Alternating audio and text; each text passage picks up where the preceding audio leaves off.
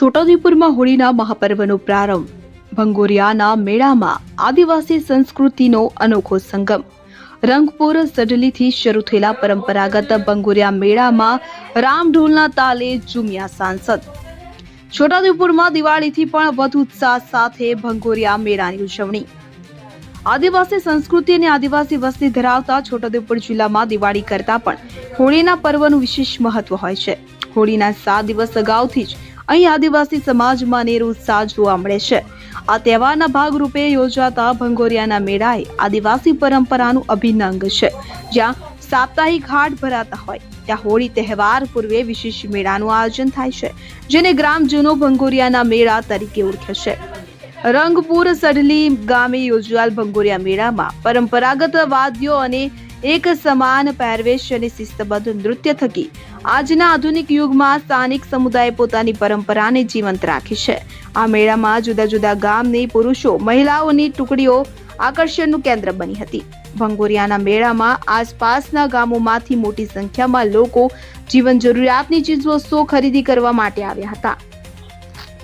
મેળામાં સ્થાનિક ટુકડીઓ સાથે છોટાઉદેપુર સાંસદ શ્રી જસુભાઈ રાઠવાએ પરંપરાગત નૃત્યનો આનંદ માણ્યો હતો.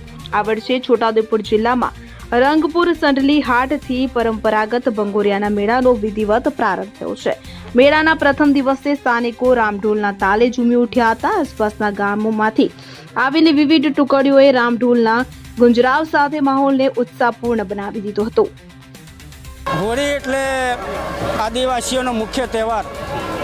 દિવાળી અટે પણ હોળી ઘોર, એમ આ હોળી પર્વની આજથી ભંગોરિયાના મેળાની શરૂઆત થઈ છે અને પૂરેપૂરા 7 દિવસ દરેક વિસ્તારની અંદર, આદિવાસી વિસ્તારની અંદર ભંગોરિયાના મેળાઓ યોજાઈ રહ્યા છે.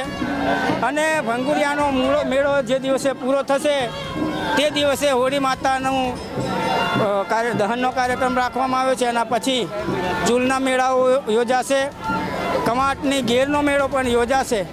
આમ આ છેલ્લા 15 દિવસ આદિવાસીઓ માટે મુખ્ય તહેવાર.